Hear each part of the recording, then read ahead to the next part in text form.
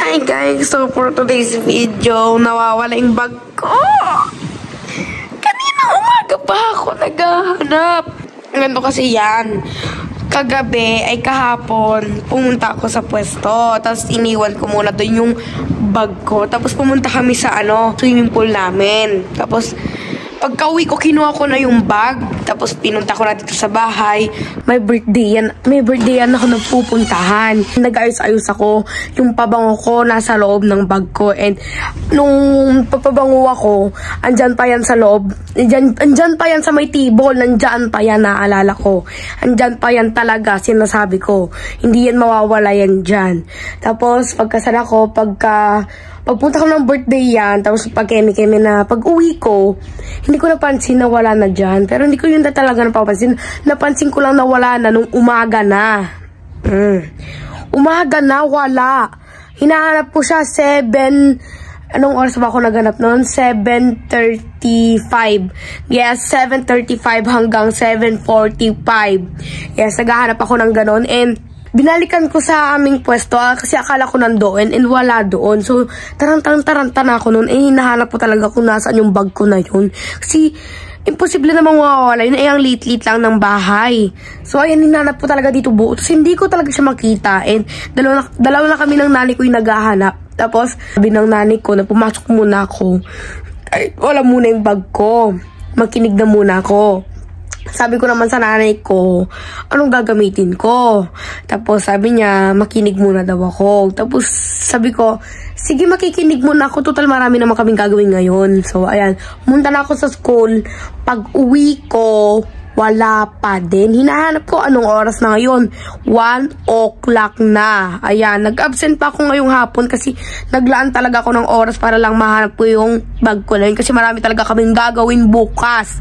Yes, anong oras na ngayon? 1:15 na ata. So, ayan. Nag-absent talaga ako. Ayun ngayon, hinahanap ko talaga kung nasan yung nakakainis kong bag na yun. And inuna ko talagang hanapin kung saan ko talaga huling nilagay yun. And natatandaan ko, hindi ako nahihilo. Hindi, basta naalala ko dyan ko talaga yung nilagay. Walang magkakamali. Dyan ko talaga nilagay yun. Unahin natin dito sa may mga ganto-ganto. Baka nandito yan sa guys. Sorry guys, dahil makalat yung bahay namin. Hindi pa kami nakakapaglinis. Go. Maghanap na tayo. Ang dami kong dada.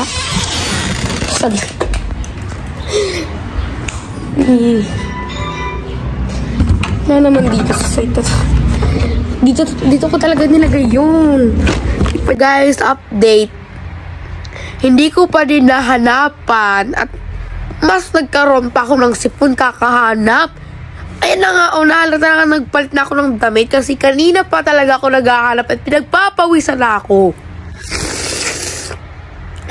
So, ayan, napag-isip-isipan ko muna habang hindi ko pa muna nakikita. Kumakain muna ako dito ng ice cream. Yes, ayan o. Pampatanggal lang stress. Kasi kanina pa ako nagharap ng... Ano ba guys, yung feeling naghanap kasi hindi mo makita. Pero kailangan na kailangan mo yun. Kasi bukas guys, ang dami namin talaga gagawin. Guys, alam nyo ba? Napakalaki. Kasi naman, di ba nga chinismis ko sa inyo kanina, nawala yung bag ko. Yes, nawala talaga siya as in. Wala na talaga siya. Kanina ko pa hinahanap. Good news!